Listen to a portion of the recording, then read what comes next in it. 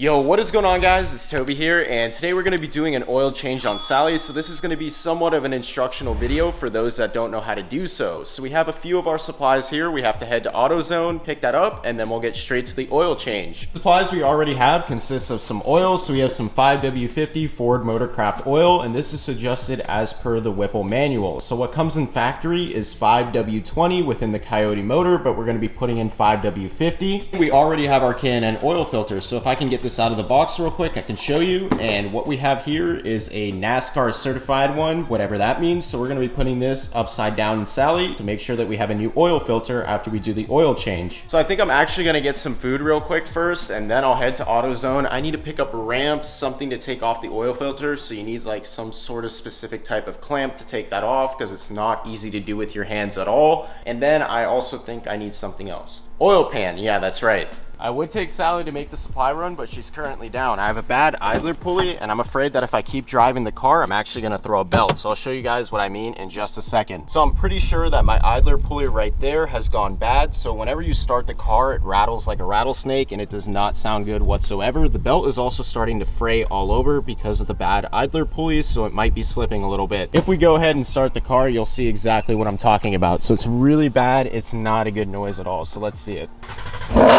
You can kind of hear the rattle right now. It's not too bad, but last night when I started it up, that idler pulley was going crazy. Now it might be my tensioner pulley, I'm not entirely sure, but you can hear the squeak a little bit. So yeah, I guess I have to order up a new tensioner pulley or just the idler pulley from Whipple. We'll see. I have to do some research on that, but Sally looks really good on these bead locks. The purple calipers really pop as compared to the performance package ones because they cover it up too much. That combo with the Euros and the diffuser fin mod that I did with the glow-in-the-dark tape looks absolutely insane. This car is mental now. I'm gonna go ahead and shut her off, get something to eat, and then head to AutoZone so I can pick up my ramps, the oil pan, and all the tools that I need to do this job. So we're gonna be taking this car to do the supply run. Now this is a 2013 Porsche Cayenne diesel, and my stepdad let me borrow it until I fix my car up. So yeah, it's pretty cool. If we take a look at the interior, it's full leather and it's an automatic. So I don't really like automatic cars. I prefer to have manuals. That's why Sally over there is a manual. I think it's more fun, but I understand that it's slower. Now, one thing I wanted to point out is the 150,000 miles in literally 7 years. People on average do 10 to 15,000 miles per year. So I have no idea how my stepdad put on 150,000, no, over 150,000 within 7 years. He's been driving way too much.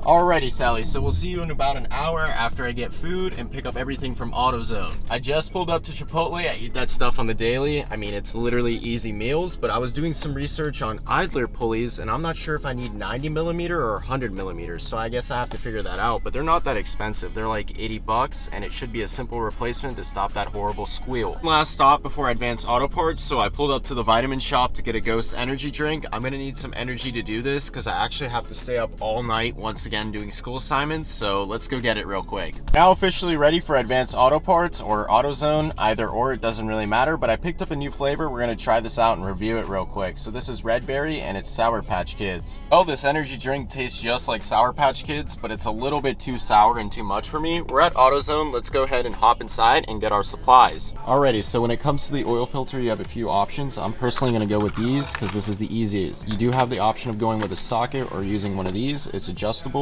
but once again, this is super easy. Next up, we're gonna need a funnel for when we refill and put oil back in, a drain pan for the oil. Just gonna pick up some gaskets too for the drain plug, some towels, and some gloves right here. And the absolute last thing that we need are some ramps. So we're gonna go with these right here. All right, got everything here now. Let's go ahead and load it up. Grab this real quick, throw it in, and then time for the ramps. So we went with ramps instead of using jack stands. For all of those supplies, it cost me a total of $95, so you can see that right there. Now that's much cheaper than taking the car to the dealer and getting an oil change from Ford. Honestly, you gotta think of it as an investment, so you're only spending $95 one time to get all the supplies that you need, and then next time, literally all you have to pay for is replacement oil and you're set. So it's much cheaper than taking it to the dealer every single time. Last time I took it to the dealer, they did it for free, but I think if I didn't have Ford Pass reward points, they would have charged me over 100 bucks for an oil change. Alrighty, so So let's unload everything from the trunk and get started with this oil change. The first thing that I'm going to do is go ahead and put these ramps down. Also going to put this down real quick and grab whatever else I have inside to do the oil change. So this is like the oil filter and all of that. Iterate, these are all the supplies that you need. So we have an oil filter right there. We have some gloves, a funnel, replacement gaskets for the drain plugs, some towels, and then we have this oil filter pliers right here, a drain pan, and our ramps. We also have oil inside, so I'm going to grab that real quick. So I went to go set these ramps and I noticed one little problem. The car is way too low to put the car on these. You see that right there? So if I scoot in this ramp a little bit, it's just gonna take out that splitter if I try to drive it up there. So I guess I gotta head to AutoZone one more time and get jack stands. So I just got back from Walmart. I picked up these 3-ton jack stands right there.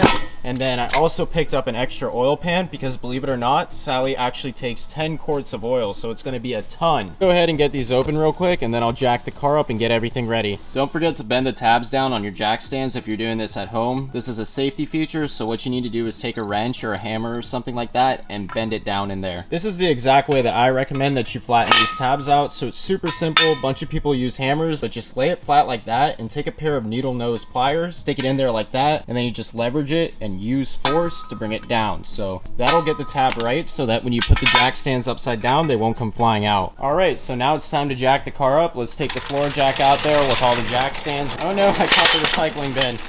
That green portion of the pinch rail right there is where I'm going to jack the car up, and then right there where I'm pointing to with that flashlight, I know it's kind of hard to see, those are the jack stands where you put them in. They're holes specifically designed for that. So we're going to go ahead and just jack the car up really slowly. So up she goes.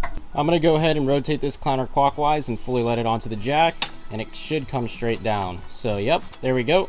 We're good to go. Honestly, just rinse and repeat on the other side, and I'm gonna get that jack stand under there and we'll be set to do the oil change. Now, one thing that I like to do for safety purpose is leave the floor jack kind of jacked up, even though I have both jack stands on each side. So just in case they fail for whatever freak reason, I still have a chance to get out from underneath the car if the floor jack actually holds it up. The car looks like a monster truck right now, so that's quite the egregious look. Just look at that. Oh my God.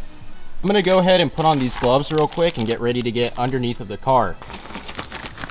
Take the oil pan and slide it underneath of there. Now it's time for me to get underneath the car. So I went ahead and pulled the plug and it came out. We're gonna let the car sit and drain the oil for about 5 minutes, and then I'm gonna go underneath of there and show you exactly where that drain plug comes out because I couldn't show it before. This is what the drain plug looks like. Now on other cars it's actually a metal bolt, but on the Mustang you just screw it in with your hands. So this is where the drain plug goes in. Now this is pretty hard to show by myself. I have nobody helping me film, and it's really dark underneath of there, but that's where it goes. There's a black box right there, and then there's the drain plug. Right now I'm taking care of the oil filter. So right here, there's a 9mm bolt. You just use your ratchet to take it out. I'm sorry about the shadows and everything, guys. This is extremely hard to film by myself at the same time while doing it. So you use a ratchet, 9mm, you take off this bolt right there, and then your oil filter is below this flap, or above it actually. I got that specific flap out, so now I can change the oil filter. It sits above it, so we need to grab our tools to do so. I use these oil specific filter pliers to get the job done. What I ended up doing was unscrewing that oil filter, so you can see where I took it off of, kind of. There's like threading. There you go. And then I just dropped it down right there and it drained everything out. So a bunch of oil comes out of there, so make sure you have your oil pan ready. And now we're ready for a new filter. Now, one thing that's extremely common practice is to pour some oil inside of your oil filter before you put it on. And then what you want to do is take some of the excess here and put it around the ring. So this makes it easier to take off next time. So what I did to catch up on what wasn't shown on the vlog camera was I tightened, or hand tightened, that oil filter on there after I put some oil in it, and I'm going to keep tightening it until it's snug by hand. Now you don't want to use any tools to put this back on. It locks in just by hand, so make sure that you do a good job with that, and then you're all set to fill up the car with some more oil. All I have left to do is put on this 9mm bolt with the ratchet on that little flap that covers the oil filter, and then after that I fill the car up with 10 quarts of oil with my funnel. That was the exact bolt that I was referring to, so I took the ratchet, tightened it down. Now my oil filter is completely covered up. We're ready to fill the car up. I'm crazy sweaty right now, but I'm pretty pleased with how long it took. It only took me about an hour to get everything sorted out. Now all I have to do is grab the oil and put 10 quarts into that Coyote, and we're set to go. Each bottle is a quart, so we're gonna need 10 of these. If we can do simple math, that's what common sense would lead us to deduce. I'm gonna get Miss Sally here on the ground before we put the oil in, so I need to jack her up one more time, remove the jack stands, and then she'll be on the ground. Go ahead and take a look at this 5W-50 oil here. So it's dark, and that's probably not too good. Now, Whipple recommends that you put 5W-50, and I was running 5W-20 for about 2,000 miles with that freaking Whipple in. So hopefully I didn't damage anything, but 5W-50 is what they put in the GT500, and I suppose I have a similar setup. Back up you go, Sally. Slowly but surely. Didn't take much jacking to get this one out, so we're just gonna remove it. Oh, I think I need to go up a little bit more. There we go, we'll give it a shot now. So it comes out just like that. Then we're gonna lower the car and do the same on the other side. Once again, you turn counterclockwise to let her down, so very slowly do so. Same exact deal on this side, so I jacked it up. I can remove the jack stand, and now she's ready to go back down. Just gonna grab my funnel and pop the hood real quick. So open her up, and there's the hood release. Now, when it comes to filling her up, you want to find the oil sign. So that's the exact location right there where we're going to be filling her up with 10 quarts of 5W-50. Just simply unscrew that cap right there. Should come off relatively easily, and you pull it right off. Place your funnel right there where you took it off. Make sure it sits correctly. This is bottle number 2 going in. Pro tip, when you're pouring, make sure to put the bottle sideways. I don't really know how I'm going to do this while filming, so I might have to put it down. Instead of pouring like this, straight forward, just turn the bottle sideways, and it'll make it a lot easier. We're on our last bottle right here, so we're gonna pour this in. So we officially finished up. That should be 8.5 quarts because I put half a quart within the oil filter. So we're gonna start the car up and check the oil levels for ourselves. Gonna remove that funnel and clean up the surrounding areas just to make sure that I don't spill stuff all over my engine bay. Just honestly screw the oil cap back on, and we should be good to start the car up. So yep, it's tight. We're good to start the engine. Now, I mean, I sincerely apologize to my neighbors. This is the middle of the night, so yikes. I'll go ahead and turn the car off and then check out the oil levels. This is how you check your engine oil levels. So there's a dipstick right there. You need to pull it out just like that. Take the dipstick out and then wipe it clean with a rag. Then you go ahead and reinsert the dipstick. So make sure you go all the way down with it. Just push it in. And now you'll get an accurate reading to your oil levels. You got to pull it back out. So what you're looking for on this dipstick are 2 dots. So the bottom one stands for low, the top one stands for high, and you want to be somewhere in between the 2 dots to make sure that you're good. If you guys enjoyed this video, please remember to comment, like, and subscribe, and I'll see you guys in the next one.